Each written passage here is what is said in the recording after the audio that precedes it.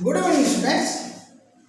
Special structure के अंतर्गत 28 कर्ता प्लस सदा आवलिक सदैव दोनों में से कोई एक प्रयुक्त होगा या बराबर का प्रयोग होगा।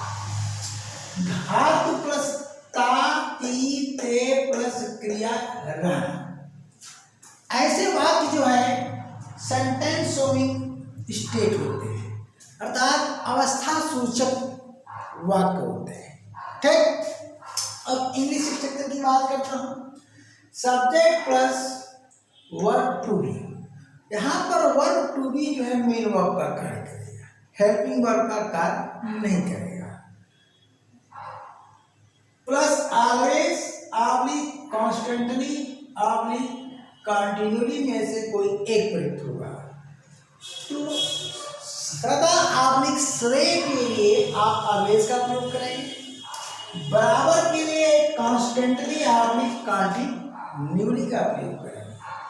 अब रही बात वर्ब टू बी की, तो टू बी का जो प्रयोग होता है क्रिया रहना के लिए, क्योंकि टू बी का अर्थ होता है होना, रहना, बनना। अब देखिए क्रिया टू बी होना, रहना, बनना तो अर्थ देगी तो अकॉर्डिंग टू टेंस प्रयुक्त होगी, यूज्ड अकॉर्डिंग टू टेंस के अनुसार। सवाल यह उठता है कि यह सेंटेंस किस टेंस में होगा, तो बस एग्जांपल से क्लियर हो जाएगा, ठीक ना। यह स्ट्रक्चर प्रेजेंट टेंस में भी हो सकता है, पास्ट टेंस में भी हो सकता है, फ्यूचर टेंस में भी हो सकता है। देखिए मैं प्रेजेंट कंटिन्यूअस का नाम नहीं ले रहा, आप स्ट्रक्चर को देखेंगे तो यहाँ प्रेजेंट पार्टिसिपल है, यानी धातु प्लस ता ती ते के लिए प्रेजेंट पार्टिसिपल प्रयुक्त है, जबकि प्रेजेंट कंटिन्यूअस, पास्ट कंटिन्यूअस या फ्यूचर कंटिन्यूअस में भी इंग फॉर्म, आईएनजी फॉर्म, देखिए प्रेजेंट पार्टिसिपल क्या होता है, इंग फॉर्म होता है, का प्रयोग होता है, परंतु वहां किसके लिए, धातु प्लस रहा रही के लिए होता है। यहाँ किसके लिए हो रहा है, धातु प्लस ता ती ते के लिए हो रहा है। तो अंतर तो होगा ही, क्योंकि कंटिन्यूअस टेंस में वर्षा हो रही है, वह पढ़ रहा है, वह दौड़ रहा है, हंस रहा है, बोल रहा है, वहां पर इंग फॉर्म लगेगा तो वह प्रेजेंट पार्टिसिपल का फंक्शन नहीं देगा, यानी प्रत्येक क्रिया का इंग फॉर्म प्रेजेंट पार्टिसिपल का फंक्शन नहीं देता है। अभी आपको नॉन फाइनाइट वर्ब पढ़ाना है। देखिए पार्टिसिपल में जो है प्रेजेंट पार्टिसिपल हो, चाहे पास्ट पार्टिसिपल हो, चाहे परफेक्ट पार्टिसिपल, ये मेन वर्ब का स्थान नहीं ले सकते हैं, ठीक ना। तो किसका कार्य करेंगे, प्रेजेंट पार्टिसिपल या तो एडजेक्टिव या एडवर्ब का कार्य करता है, पास्ट पार्टिसिपल सदैव एडजेक्टिव का काम करता है, इसी तरह परफेक्ट पार्टिसिपल सदैव एडजेक्टिव का काम करता है। तो वो चैप्टर जब आएगा तो मैं पढ़ाऊंगा। यहाँ पर प्रेजेंट पार्टिसिपल किसका काम कर रहा है, it acts as an adverb, adverb का कार्य कर रहा है, अर्थात यह क्रिया टू बी को मॉडिफाई करेगा। तो कंटिन्यूअस टेंस में जो सेंटेंस प्रयुक्त होता है उसमें और इसमें क्या फर्क है। देखिए पहली बात की यहाँ पर हम सदैव के साथ मुस्कुराती है लिखे, वह सदैव मुस्कुराती है, तो ती के साथ है आया, इसका मतलब ये हुआ कि यह प्रेजेंट इंडिफरेंट टेंस हुआ। देखिए फर्क, और यहाँ क्या है, वह सदैव मुस्कुराती और इसमें रहती शब्द जुड़ गया। अब रहती में ती आ रहा है, तो इस ती को देख करके आप इंडिफरेंट नहीं कर सकते हैं, क्योंकि देखिए धातु यहाँ पर क्या है, प्लस ती आ रहा है यहाँ पर, और क्रिया रहना आ रहा है। देखिए क्रिया रहना क्या नाम है, क्रिया रहना, क्रिया रहना में अगर आप ती पर ध्यान देंगे तो आपके हिसाब से ये भी प्रेजेंट इंडेफिनिट होगा, लेकिन नहीं, ऐसे स्ट्रक्चर में जब दो बार ती आए, दो बार ताती ती आए यानी ताती ते आए, तो ध्यान ये देना है कि जो पहला वाला होगा धातु प्लस ताती हो वाला, ये वाला वह प्रेजेंट पार्टिसिपल होगा, और जो दूसरा होगा क्रिया टू बी होगा। तो क्रिया टू बी होगा तो फोकस आपको यहाँ करना है, यानी यह टेंस, यह इस सेंटेंस का टेंस हो रहा है आपका प्रेजेंट इंडेफिनिट, ठीक, यह हो रहा है प्रेजेंट इंडेफिनिट टेंस, ठीक है। तो प्रेजेंट इंडेफिनिट में इसका ट्रांसलेशन होगा, तो वह सदैव मुस्कुराती है, तो इसका हो जाएगा सी ऑलवेज स्माइल्स, ये ट्रांसलेशन हो गया। अब इस है को देखेंगे, ध्यान दीजिए, दो बार ताती आ रहा है, यानी दो बार ती यहाँ पर आ रहा है, हमारे कहने का मतलब दो बार ताती ते, यानी कोई एक ही तो आएगा, तो यहाँ पर ती दो बार आ रहा है। तो पहला जो ती है आपका धातु प्लस ती, अर्थात क्या बन रहा है प्रेजेंट पार्टिसिपल, जो मेन वर्ब का कार्य नहीं करेगा बल्कि एडवर्ब का कार्य करेगा, और यह जो है इस है को मॉडिफाई करेगा। यह केवल सेंटेंस, ध्यान दीजिएगा, सेंटेंस संरचना को पूर्ण करने के लिए ये रहती का प्रयोग हो रहा है। इस ती को आप इग्नोर करेंगे, इस ती के आधार पर लेंगे तो ये भी प्रेजेंट इंडेफिनिट हो जाएगा। लेकिन ये है इस स्पेशल स्ट्रक्चर जो हमने नामकरण दिया 28 है, तो 28 में इसका ट्रांसलेशन कर लीजिए। तो 28 में अगर इसका ट्रांसलेशन करते हैं तो क्या हो जाएगा, ये देखिए, सी इज, इस है का इंग्लिश सी के लिए इज हो जाएगा, सी इज, उसके बाद यहाँ आपका कर देंगे ऑलवेज लिख देंगे, और उसके बाद स्माइलिंग। अब देखिए, अगर आप इसे प्रेजेंट कंटीन्यूअस टेंस मानने की भूल करते हैं तो ट्रांसलेशन क्या हो जाएगा, वह सदैव मुस्कुरा रही है, सदैव मुस्कुरा रही है, ऐसा सेंटेंस नहीं बनेगा। अब इसको समझने के लिए मैं यहाँ पर सेंटेंस दिया हूँ, ये देखिए, सदैव मुस्कुरा नहीं रही है बल्कि आप कहेंगे कि बराबर मुस्कुरा रही है, यानी सेम ट्रांसलेशन यहाँ पर आ जाएगा, लेकिन ऑलवेज का प्रयोग नहीं होगा। तो यहाँ पर क्या होगा, वह सदैव मुस्कुराती रहती है, स्ट्रक्चर 28। आप इस भाग को कहना चाहते हैं प्रेजेंट कंटीन्यूअस टेंस में, तो यहाँ पर आना पड़ेगा, वह सदैव मुस्कुरा रही है, न कह करके आप कहेंगे वह बराबर मुस्कुरा रही है, ठीक है ना। तो यहाँ पर क्या हो जाएगा, प्रेजेंट कंटीन्यूअस हो जाएगा, तो यहाँ पर क्या हो जाएगा, सी इज कॉन्स्टेंटली स्माइलिंग, ठीक।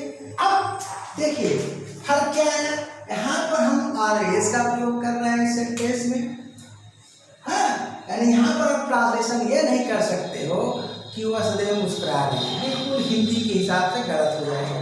लेकिन यहाँ पर आप कर सकते हो वह बराबर मुस्कुरा रही है, यानी मुझे देखकर वह बराबर मुस्कुरा रही है, भाव समझ गए होंगे आप। तो यहाँ पर इज जो है आपका हेल्पिंग वर्ब हो जा रहा है, और यह जो है वर्ब का आईएनजी फॉर्म हो जा रहा है, प्रेजेंट पार्टिसिपल का फंक्शन नहीं दे रहा है, जबकि यहाँ पर यह प्रेजेंट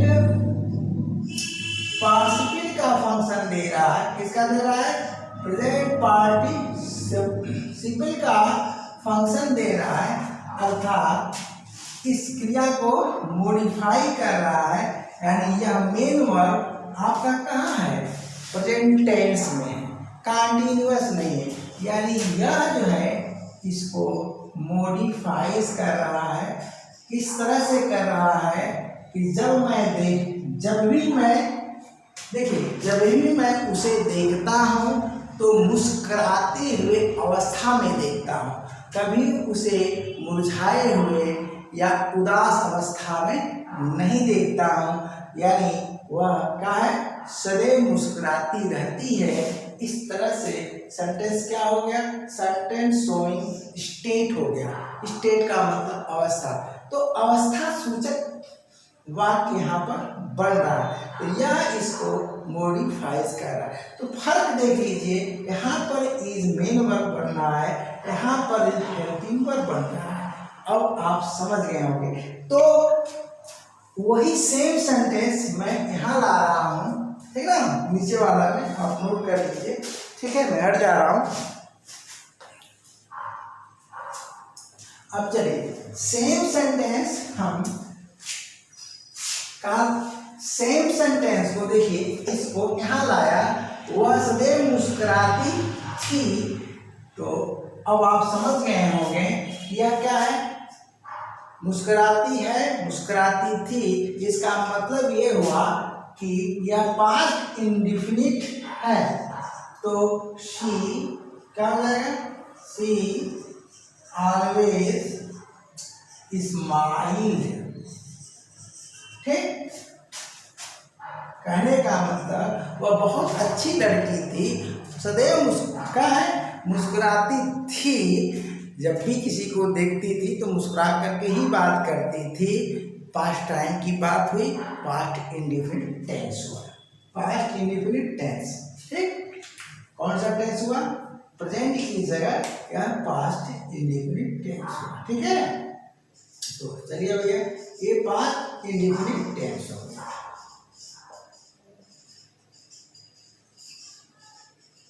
नोट कर लीजिए। अब वह सदैव मुस्कुराती रहती है, दो बार दिया गया, तो यह स्पेशल स्ट्रक्चर आपका 28 हो गया। तो 28 में इसका आप ट्रांसलेशन जब करेंगे तो क्या हो जाएगा, यहाँ पर इज की जगह वाज हो जाएगा, इज की जगह वाज हो जाएगा। उसके बाद बाकी चीजें ज्यों का त्यों रहेगा। चलिए समझ गए। अब चलिए, वह सदैव मुस्कुराएगी, तो यह क्या है, आपका फ्यूचर इंडेफिनिट टेंस है। तो फ्यूचर इंडेफिनिट टेंस आप चाहे बाद में लिखें या पहले लिखें, कोई उसमें दिक्कत नहीं है, समझना आपको है। तो फ्यूचर इंडेफिनिट टेंस है, ये देखिए। तो फ्यूचर इंडेफिनिट टेंस में इसका ट्रांसलेशन आप कर रहे हैं। तो फ्यूचर इंडेफिनिट में क्या होगा, सी विल ऑलवेज, ठीक ना, स्माइल, ये हो गया। ठीक, तो यहाँ पर जो है ये क्या है, मुस्कुराना शब्द। देखिए, मुस्कुराना क्रिया मेन वर्ब बन रही है, मेन वर्ब बन रही है, मेन वर्ब बन रही है, हर जगह बन रही है। देख लीजिए यहाँ पर स्माइल्स का प्रयोग, यहाँ कहा गया स्माइल का प्रयोग, यहाँ आपका विल के साथ स्माइल का प्रयोग हो रहा है।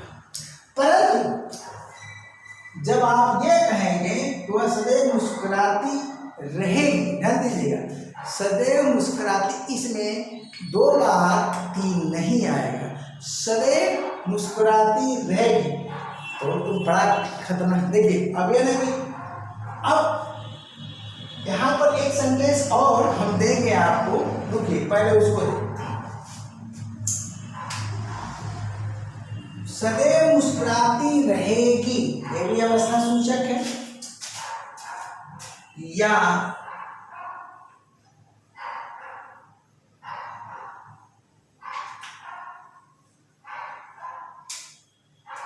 अगर हम इस स्ट्रक्चर के आधार पर चलते हैं, हम पहले आपको स्ट्रक्चर के आधार पर समझा दें, नहीं तो आप कंफ्यूज हो जाएंगे। वह सदैव मुस्कुराती, ठीक ना,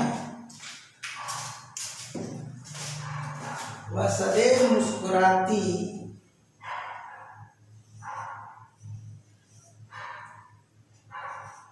रहती होगी।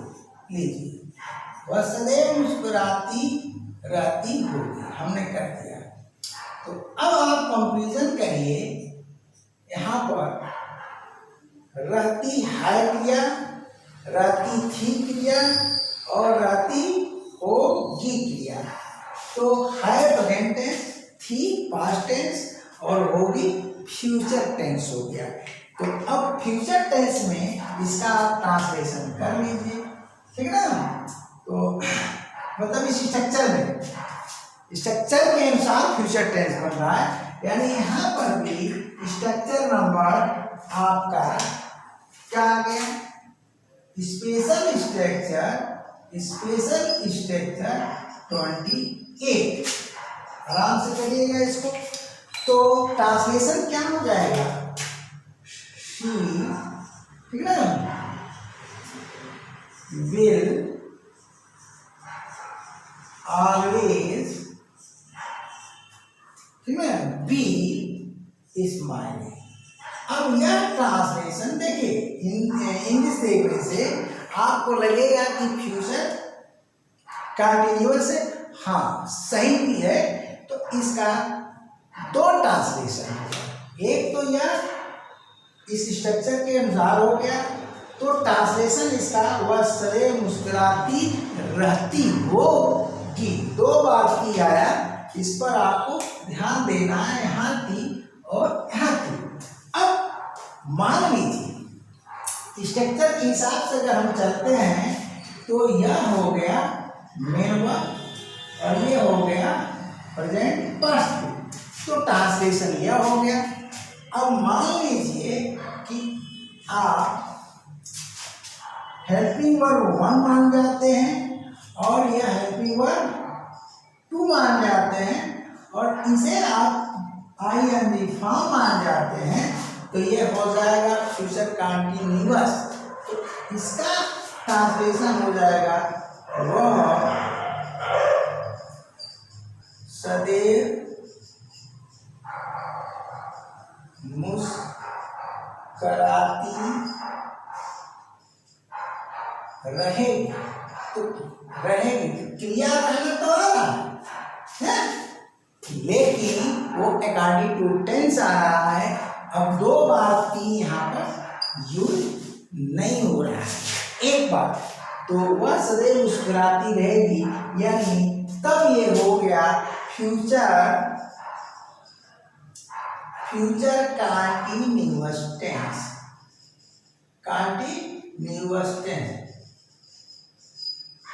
तो यह इंग्लिश का सेंटेंस डबल फंक्शंस देता है, इसका आपको ध्यान देना है। तो अगले क्लास तक के लिए क्या जी, tata bye bye, thank you.